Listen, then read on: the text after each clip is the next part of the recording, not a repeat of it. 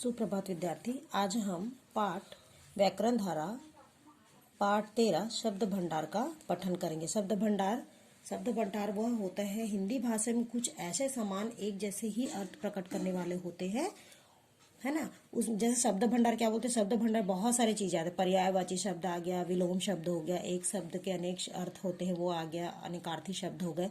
ऐसे ही बहुत सारे आते हैं शब्द भंडार में। आइए शब्द भंडार में सबसे पहले हम पर्यायवाची शब्द पढ़ते हैं।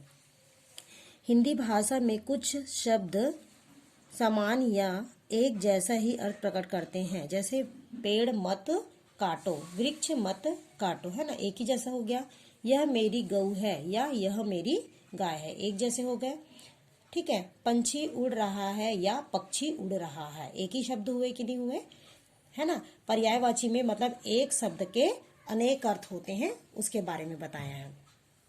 समान अर्थ प्रकट करने वाले शब्दों को समानार्थी या पर्यायवाची शब्द कहते हैं, है ना। यहाँ पे कुछ कुछ ऑप्शन दिए शब्द, जैसे आग, आग को हम लोग क्या बोलते हैं, अग्नि बोलते हैं, पावक बोलते हैं, ज्वाला, ठीक है, दाहक, अनल और हुताशन, ठीक है। इसी प्रकार से बहुत सारे शब्द दिए हुए हैं, आपको इसको पढ़ना है बेटा। उसके बाद नेक्स्ट है आपके विलोम शब्द। विलोम शब्द होता है किसी भी शब्द के उल्टा अर्थ को हम विलोम शब्द कहते हैं। जैसे यहाँ पे स्वामी और सेवक, यहाँ पे स्वस्थ और अस्वस्थ, है ना। यहाँ पे दिखा रहे एक आदमी स्वस्थ है और दूसरा आदमी अस्वस्थ है। यहाँ पे एक स्वामी है और एक सेवक है ना।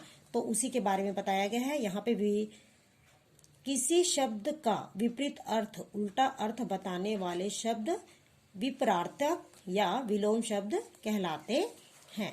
जैसे आयात का निर्यात, उधार का नगद, क्रय का विक्रय, ठीक है।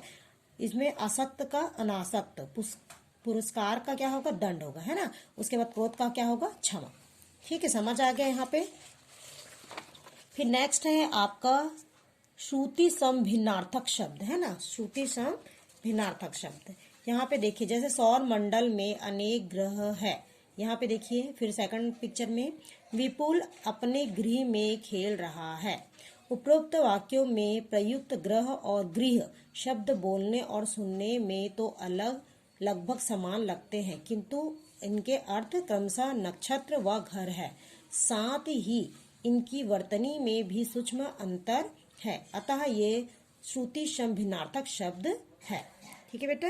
उसके बाद देखिए, ऐसे शब्द जिनके उच्चारण में तो समानता होती है किंतु अर्थ भिन्न भिन्न होते हैं, श्रुति सम भिन्नार्थक या समोच्चारित शब्द कहलाते हैं। जैसे अंश को क्या बोलते हैं हम लोग, अंश दो प्रकार के होते हैं, एक शपेरा वाला होता है और एक सलजम के श वाला होता है। तो यहाँ पे अंश यानी होता है कंधा और अंश यानी होता है हिस्सा, है ना। ये श्रुति सम भिन्नार्थक शब्द है। अन्न मतलब अनाज भी होता है और अन्य मतलब क्या होता है, दूसरा। जो दो शब्द रहते हैं उनके अलग अलग भी अर्थ होते हैं, वो बताया गया है। फिर नेक्स्ट है आपका अनेकार्थक शब्द। अनेकार्थक शब्द मतलब क्या होता है, तुम्हारे गले का हार अच्छा है ना। एक जो यहाँ पे जो पिक्चर दिख रहा है उसमें देखिए, एक लेडीज है, महिला है, वो दूसरे महिला को क्या बोल रही है, तुम्हारे गले का हार अच्छा है। फिर सेकंड पिक्चर में देखिए, शुभम दौड़ में हार गया। उपरोक्त वाक्यों में हार और हार, ठीक है, दोनों हार हार है, लेकिन दोनों का अर्थ अलग अलग बताया जा रहा है। शब्द का प्रयोग दो बार किया गया है।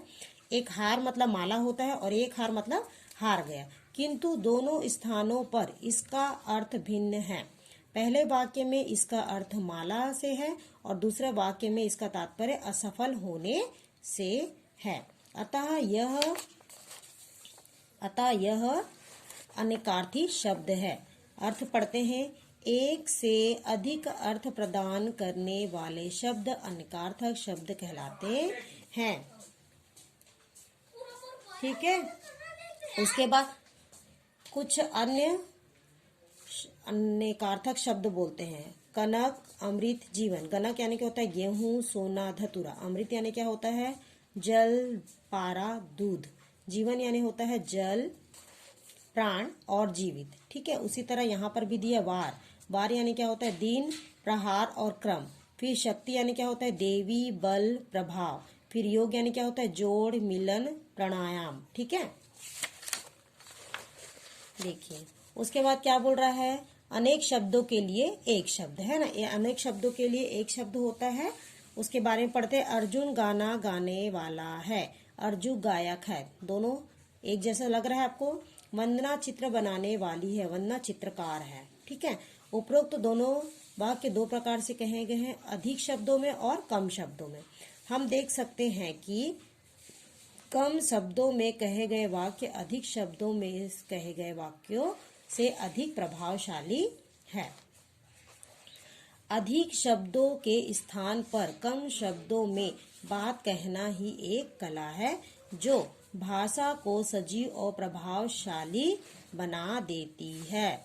अपनी बात को कम शब्दों में कहने के लिए हमें इस प्रकार के शब्दों का ज्ञान होना चाहिए जो पूरे वाक्यांशों के भाव को व्यक्त कर सके। ऐसे शब्दों को एक शब्द कहते हैं। अर्थ पढ़ते। अनेक शब्दों के स्थान पर प्रयोग किए जाने वाले शब्द अनेक शब्दों के लिए एक शब्द कहलाते हैं। उदाहरण देखिए कैसे दिया है, जैसे जिसके पार देखा जा सके, तो पारदर्शी है ना। फिर बोल रहा है जिसके हृदय में दया न हो, निर्दयी। ठीक है, यहाँ बहुत सारे दिए गए हैं, यह आप लोग को पूरा पढ़ना है बेटा, ये आप लोग का वर्क है। Okay, today is work complete. Thank you.